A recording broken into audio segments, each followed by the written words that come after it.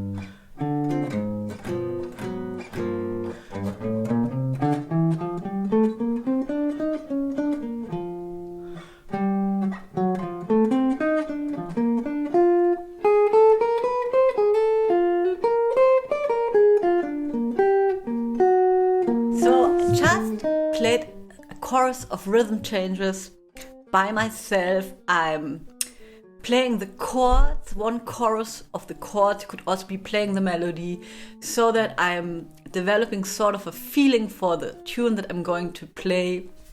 So I would say, basically, first of all, be sure you can play the chords by heart, maybe the melody. And then I just try to find some lines and rhythm changes. That's the subject today, is sort of tricky because, so it's an AABA form. It's very often in B flat. And basically the A part is in B flat major. So you could improvise using the B flat major pentatonic for a long time. But of course, given the fact that we all like to play like ornament and hip stuff, there are lots and lots of possibilities of chords that you can play there. They're the more well-known versions that you find in the real book.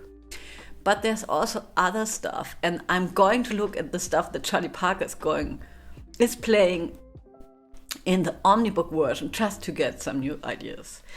But also, if you want to practice it, maybe try to improvise on your own and record yourself while improvising and make it easy for yourself. So just just a short, what is it called, detour, right? So let's say the first 4 bars would be like B flat major, G7, C minor, F7. So it's 1, 6, 2, 5, and the 6th a dominant 7th chord. It's always a dominant 7th chord because it leads to the 2 chord. Nobody's playing a G minor there, even sometimes that's written in some books. And then just like play the bass notes, play something simple. And then play something in between.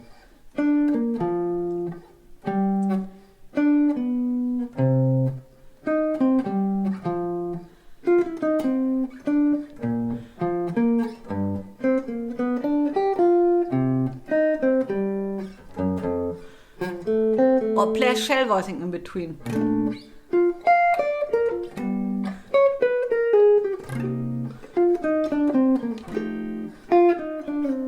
And in this way you accompany yourself.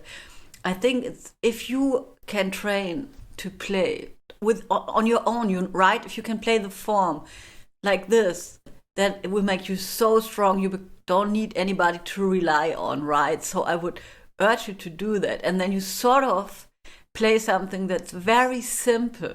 Let go of any grandiose visions of fast lines for the moment and just play something like the roots in between or the shell voicings and play something simple and accompany yourself, and then you'll get there. So let's have a look at the lines of Charlie Parker. So, right, it's the Omnibook. If you don't have it, maybe you should get it. It's a little bit like the Bible. I have it like forever. Don't even have the cover anymore. And also, by the way, I finally have my Bialetti coffee maker back. Absolute nightmare not to have a coffee maker. So, it's Charlie Parker Omnibook. It has not all of his songs, but many, and all his solos without tabs, so you will have to read notes. And I have this book for a very long time, and I just like was also afraid of it. Some people use it for sight reading, but so today I want to talk about anthropology. That's on page 10 and then 11 in my version of the Omnibook. I don't know if that's like this anymore in the new Omnibook. So I'm going to play for you what he's playing in the first 3 bars of an A part. So the A part is in B flat, and normally it's like 1, 6, 2, 5. So he's playing. Can you see it?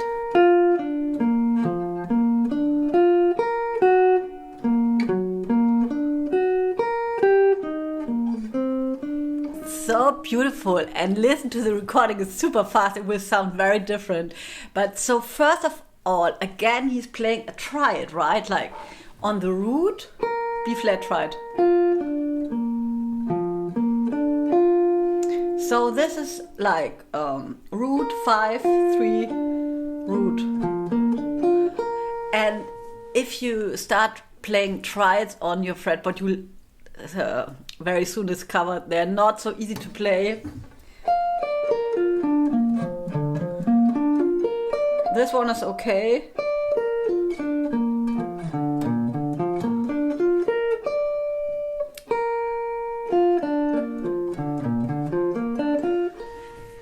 And he's playing a B flat triad over a B flat chord, but he's playing it for 1 bar, so we can be pretty sure he's thinking 1 tonic, right? He doesn't give a shit, sorry, about the changes that would appear normally for there. He just thinks it's a B flat stretch of 8 bars, what can I do?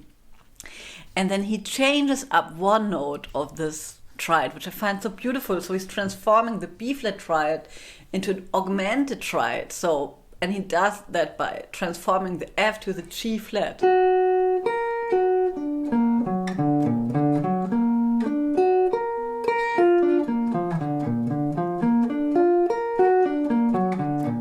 And of course because we all have heard this sound, right? That's so crazy for me. So he's playing B flat, and then he's playing a B augmented triad, and then he's playing, sorry,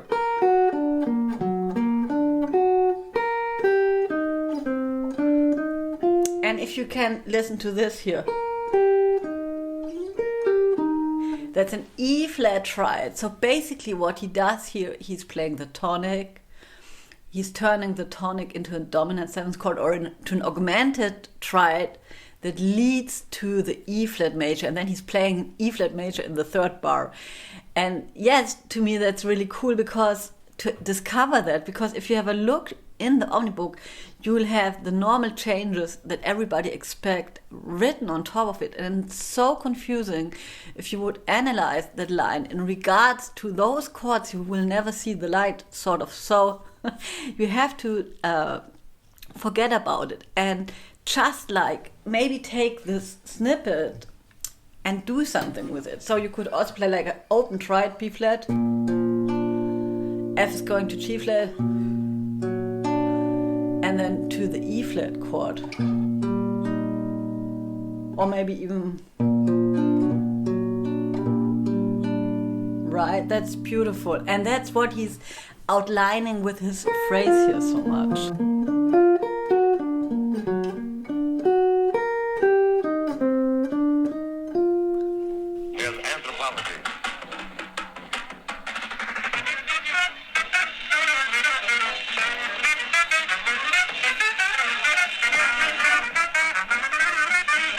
Solo starts.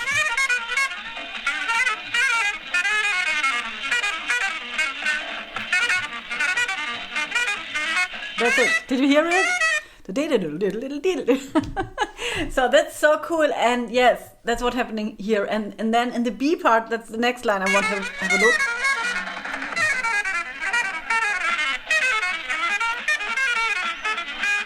Yeah, so yeah. It's really fast and it's hard sometimes to understand it. It's really like a language that's been spoken very fast. So we start by learning the language, speaking it slow, right? So the B part consists of the D7, right? G7, C7, F7. So he starts on the D7. So that's what the chords that are in the Omnibook, right? So he starts on the D7 with the E and ends with the E. The E is the 9. So he ends and starts on the 9.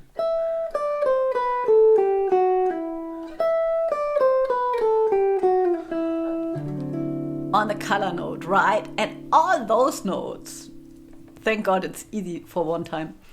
It's Mixolydian, right? It's just Mixolydian. So he's playing D Mixolydian, and then he's playing this stuff.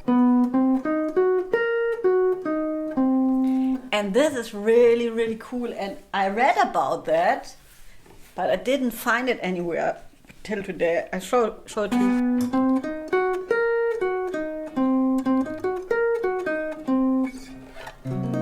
So, and that's the C half diminished arpeggio. And if you're playing a C half diminished, drop 2 voicing, and then you play a D in the root. You can play any drop 2 voicing. It's dark, right? So the line is going from light to dark. And if you're analyzing this chord to the D, you have like a C, that would be the flat 7, an F sharp, that would be your major third. So you're still having the major third and the flat 7, which are the most important notes, the B flat, the flat 13, and the E flat, which is a flat 9. So the 9 sort of goes to the flat 9. So if you want to, it's sort of a Mixolydian chord in the beginning, and then it's an altered chord, and that actually happens quite often in many lines. that it starts out in mixolydian and then goes to altered. And you can, of course, think altered scale, but you can also just like play this arpeggio.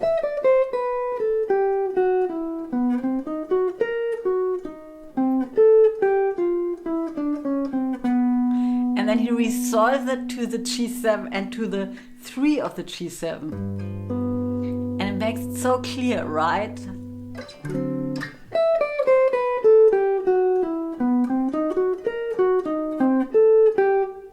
Flat 7 of the G7.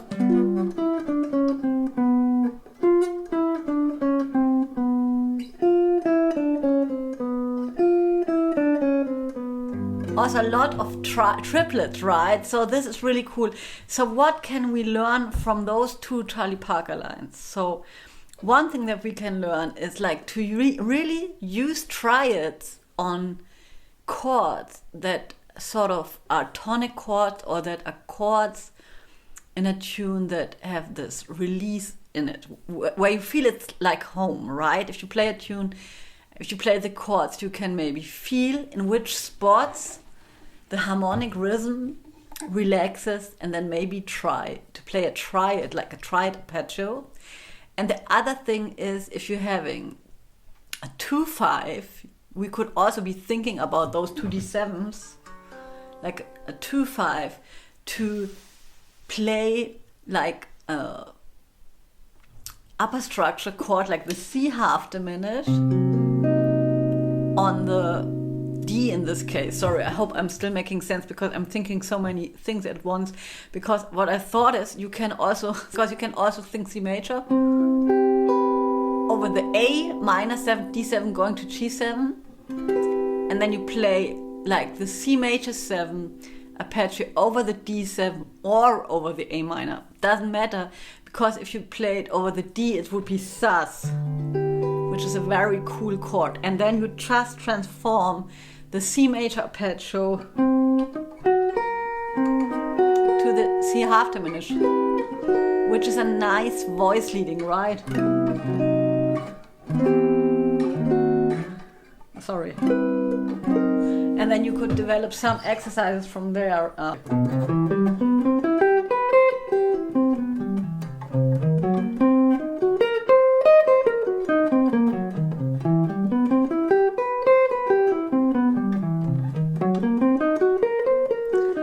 And for those of you who think, wow, that this is really far out, Tina, I don't understand a word. I'm sorry. Just try to take one of those ideas and play around with it. You can try playing major triads on the entire fretboard, or just like play a C major arpeggio and morph it into a C half diminished arpeggio, and just develop exercise with this stuff, and don't worry about the application for the moment. So that's it for today. Hope you're all doing fine. Let me know if I could help you. If you have any questions, see you next week. Bye.